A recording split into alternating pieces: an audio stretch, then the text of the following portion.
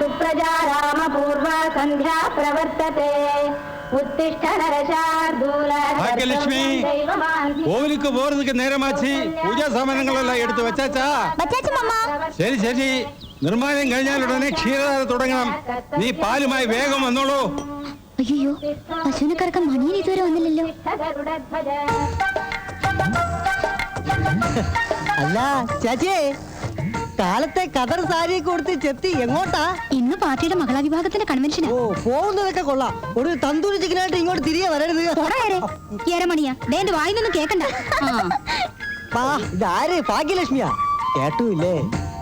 4-5 കൊല്ലം മുമ്പ് പാല് കച്ചവടം നടത്തിയപ്പോ പാലിനിത്തിരി കൊഴുപ്പ് കൂടാൻ വേണ്ടി ഇരക്കിരിയിട്ടോ നേരാ. നാട്ടുകാര് പൊതിരെ തള്ളിയപ്പോ പാല് കച്ചവടമേ നിർത്തി കറവയിൽ ഒതുങ്ങി. എന്നിട്ടിപ്പോഴും എരമണിയൻ എന്ന പേര് ബാക്കി. കയ്യിലിരിപ്പോണ്ട് കിട്ടിയതല്ലേ? കിടക്കട്ടെ, എന്നാ കിടക്കട്ടെ. ഒന്ന് അടങ്ങി നിൽക്ക് പശുവേ. അല്ലെങ്കിൽ ഈ ചവിട്ടും ചാട്ടവും ഒക്കെ പെൺവർഗത്തിന് പറഞ്ഞിട്ടുള്ളതാ. അല്ല, ഒന്നിന്റെ അനക്കമൊന്നും കേൾക്കുന്നില്ലല്ലോ. അകത്താരും ഇല്ലേ? ഇന്ന് ആയില്ലേ? മാമി മക്കളെയും മരുമക്കളെയും കൊണ്ട് നാഗക്കാവിൽ ഉരുളി അമിത്താൻ പോയി.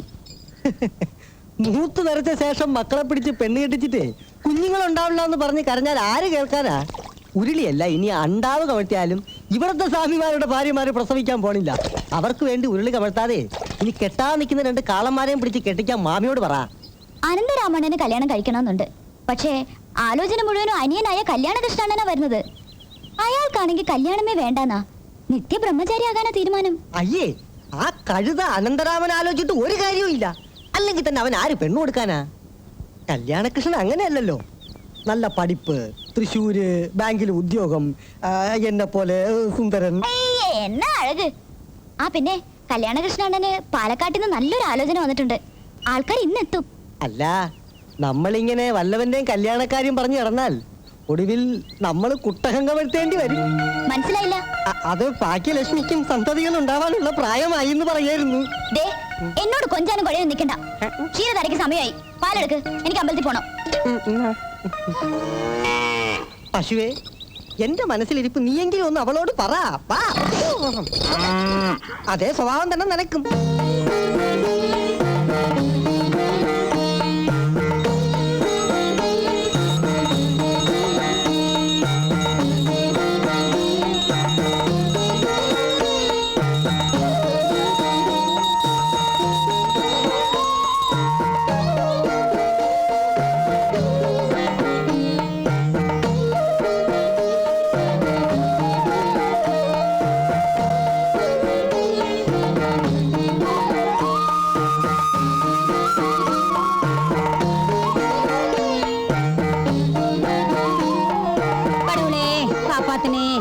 മഠത്തിലൊരു കുഞ്ഞിക്കാല് കാണാൻ കൊതിയാവുന്നു. പൂർവജന്മ പാവങ്ങളൊക്കെ പുറത്ത് അനുഗ്രഹിക്കണേ നാഗക്കാവിലമ്മേ. കല്യാണകൃഷ്ണന് കല്യാണം ഒന്നും ആയില്ലേ? അവനുക്ക് കല്യാണമേ വേണ്ടാന്ന് ചൊല്ലാൻ ഞാൻ എന്നെ ചെയ്വേൻ? എല്ലാം ഞാൻ തലയിൽ എഴുത്ത്. അനന്തരാമൻ ഇവിടെ ഇല്ലേ? കല്യാണകൃഷ്ണന് പാലക്കാട്ടിൽ നിന്ന് ഒരു ആലോചനയുമായി ഒരാളിങ്ങെത്തും. അയാളെ മഠത്തിലേക്ക് കൂട്ടിക്കൊണ്ടുവരാൻ അവനെ ബസ് സ്റ്റാൻഡിലേക്ക് വിട്ടു.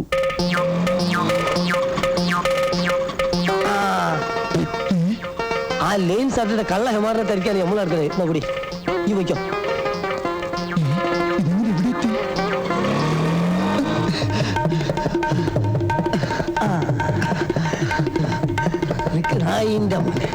ഒരുപാട് പൈസ ഓട്ടോറിക്ഷ കൊടുത്തിയാണ്. ഇനി ഓടുന്നല്ലേ? ഇനി നിന്നിട്ടില്ലെങ്കിൽ എന്നെ കാർ എടുത്ത് വന്ന് പിടിക്കും.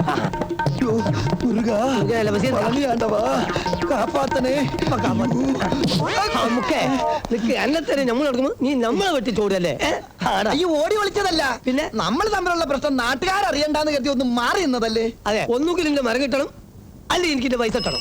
മഠത്തിലുള്ളവർ തീർത്ഥയാത്ര കഴിഞ്ഞ് മടങ്ങി വരുമ്പോ മരം വെട്ടിക്കൊണ്ടെന്ന് പറഞ്ഞിട്ട് വന്നോ? ഇല്ലല്ലോ. ഇനിയിപ്പോ എങ്ങനെ മുറിക്കാനാ? അണ്ണന്മാരറിഞ്ഞ എന്റെ വട്ടവാളിന് മുറിക്കും. എന്നാൽ എന്റെ വാങ്ങിയ പൈസ തിരിച്ചുകൊണ്ടടാ. ഉറുപ്പ് 1 2 അല്ല 10,000 എണ്ണി വാങ്ങിയേ. ഇനി ഈ ബാലുശ്ശേരി ബഷീറിനെ പറ്റിക്കാൻ നോക്കണ്ട. എന്റെ ബാലുശ്ശേരിക്ക കുറച്ച് ദിവസം കൂടി അവധി തരണം. പൈസ ഞാൻ എങ്ങനെയെങ്കിലും തിരികെത്താം. ഇനിയോ? ഇനി എന്നെ വിടുന്ന പ്രശ്നമേ ഇല്ല. ഇനി എന്റെ മരത്ത് കയറി കുത്തിരുന്നാലോ എന്ന് ആലോചിക്കാണ് ഞാൻ. അയ്യോ ചതിക്കല്ലേ, അങ്ങോട്ട് വന്ന വേറെ പ്രശ്നമുണ്ട്. എന്നെ രക്ഷിക്കണം. വാങ്ങിയ പൈസ കൊണ്ടുകൊണ്ടാ, അല്ലെങ്കിൽ മരത്ത് കയറി ഞാൻ കുത്തിരിക്കും. എല്ലാരും മരത്തിലോട്ട് വരട്ടെ.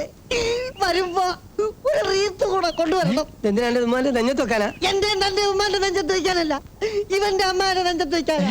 ഇവന്റെ അമ്മ ഇപ്പൊ ചത്തുപോയിട്ടാണ്.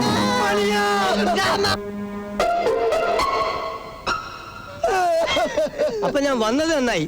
ഇവന്റെ ഉമ്മാന്റെ മയ്യത്ത് കാണാനുള്ള ഭാഗ്യെങ്കിലും നമുക്ക് ഉണ്ടായല്ലോ. ഞാനും വരാം. അയ്യോ ബഷീർക്ക, ഈ മാനസികാവസ്ഥയെ അവനെ വിഷമിപ്പിക്കരുത്.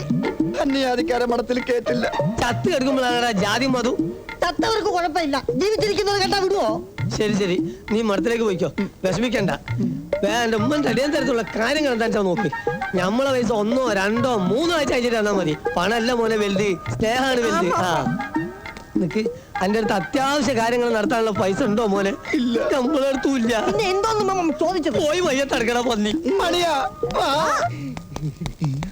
അയ്യോ, ഓ രക്ഷപ്പെട്ടു. എങ്ങനെയുണ്ട് എന്റെ ബുദ്ധി? അമ്മ മരിച്ചു പോയെന്ന് പറഞ്ഞാണ്ടാ കളി രക്ഷപ്പെടുന്നത്. ഞാൻ പേടിച്ചു പോയി.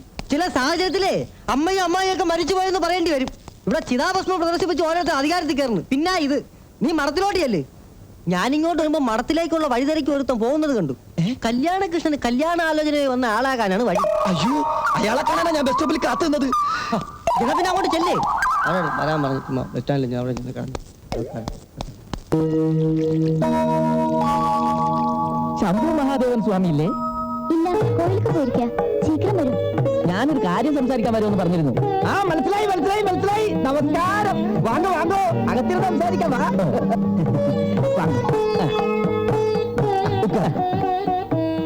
കാര്യങ്ങളൊക്കെ വ്യക്തമായി സംസാരിച്ച് ഇന്ന് തീരുമാനിക്കാമെന്ന് സ്വാമി പറഞ്ഞിരുന്നു. തീരുമാനിക്കാനൊന്നുമില്ല, കാര്യം നടക്കാതെ.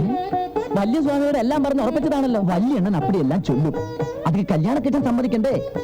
എന്റെ കല്യാണം നടക്കാതെ തമ്പി സമ്മതിക്ക മാട്ടെ. നിങ്ങൾ എന്നായി പറയുന്നേ? ഞങ്ങളെല്ലാം പറഞ്ഞ് ഉറപ്പിച്ചതാ. എത്ര തവണ ഉറപ്പിച്ച് കഴിഞ്ഞതാ, അവൻ സമ്മതിക്കാതെ. എന്റെ കല്യാണം നടക്കവേ മാട്ടെ. കല്യാണം?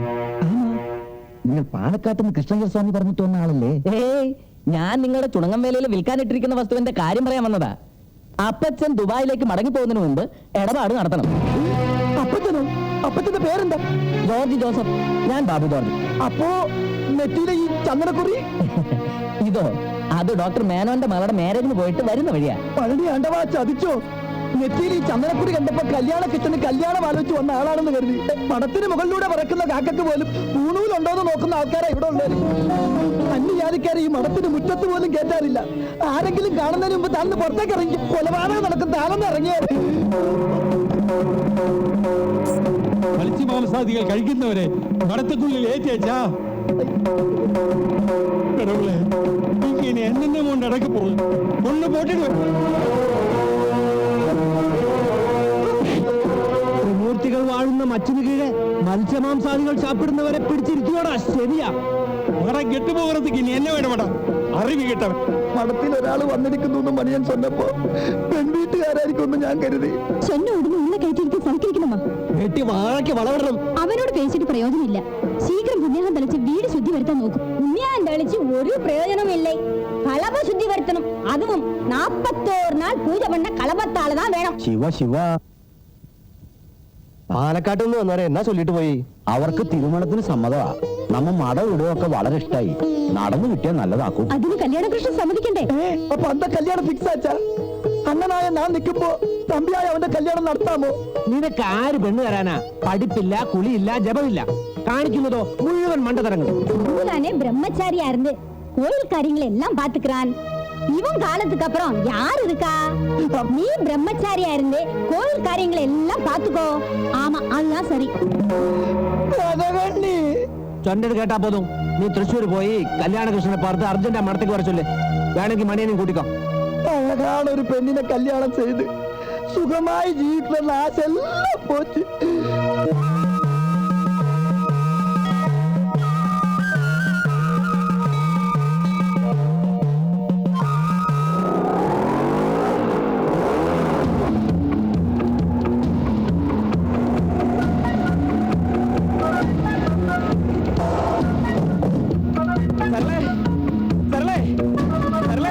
എന്താ കഴിഞ്ഞു എല്ലാം തകിടം മറിയാൻ ഇനി അധിക സമയം വേണ്ട. എന്റെ ബ്രദർ അനന്തരാമൻ ഇങ്ങോട്ട് പുറപ്പെട്ടിട്ടുണ്ട്. ബ്രദർ വരുന്നതിന് സന്തോഷിക്കല്ലേ വേണ്ടത്? സരള വളരെ സരളമായി സംസാരിക്കുന്നു. എന്റെ ടെൻഷൻ എനിക്കല്ലേ അറിയൂ. ഇതിനെന്തിനാ ടെൻഷൻ? എനിക്ക് കല്യാണമേ ആലോചിക്കണ്ടെന്ന് പറഞ്ഞിട്ടല്ലേ കഴിഞ്ഞ തവണ മഠത്തിൽ നിന്ന് ഞാൻ ഇങ്ങോട്ട് പുറപ്പെട്ടത്. എന്താണ് ഗോലേഷ, വീട്ടുകാരെന്റെ കല്യാണം നിശ്ചയിച്ചു. ബാങ്കിലേക്ക് ഇപ്പൊ വലിയണ്ണം വിളിച്ചു പറഞ്ഞു. വിവരങ്ങളൊക്കെ പറയാൻ ഇളയമ്മൻ അനന്തരാമനെ ഇങ്ങോട്ട് അയച്ചിട്ടുണ്ട്. ഞാനിപ്പോ എന്ത് ചെയ്യൂടാ? ആണുങ്ങളായ നട്ടല് വേണം. നിങ്ങൾ പ്രേമിച്ച് കിടന്നപ്പം ഹംസത്തിന്റെ പണി ചെയ്തവൻ ഞാൻ. നിങ്ങൾ രജിസ്റ്റർ മാരേജ് ചെയ്തപ്പം ഒന്നാം സാക്ഷിയായി ഒപ്പിട്ടത് ഞാൻ. ബാക്കിയുള്ളവരുടെ വിഷമം നിങ്ങൾക്ക് അറിയണ്ടല്ലോ. കാര്യം തുറന്നു പറഞ്ഞാലോ? നന്നായിരിക്കും. അന്യജാതിക്കാരെ മഠത്തിന്റെ കോമ്പൗണ്ടിൽ പോലും കയറ്റാത്തവരെ അവിടെ ഉള്ളവര്. ആ നിലയ്ക്ക് ഞാനൊരു ക്രിസ്ത്യാനി പെണ്ണിനെ കെട്ടിയെന്നറിഞ്ഞാൽ എന്റെ തല കാണില്ല. ബ്രദർ ആളെങ്ങനെയാ? കഞ്ഞിയാ, പരമകഞ്ഞി. എന്നെ എങ്ങനെയൊക്കെ പാര വെക്കാവുന്ന ഗവേഷണം നടത്തിക്കൊണ്ടിരിക്കുക. തമ്പി ഇവിടെ ആരുമില്ലേ? എന്റെ ഭഗവാനെ, അവരിങ്ങെത്തി. ഈ ക്രിട്ടിക്കൽ കണ്ടീഷനിൽ പ്ലാനിങ് ഒന്നും സമയമില്ല. ഗോപാലകൃഷ്ണ, സരളെ, എന്നെ സഹായിക്കാനുള്ള ശക്തിയും ബുദ്ധിയും ദൈവം നിങ്ങൾക്ക് നൽകട്ടെ. ഒന്ന് മാറിക്കേ.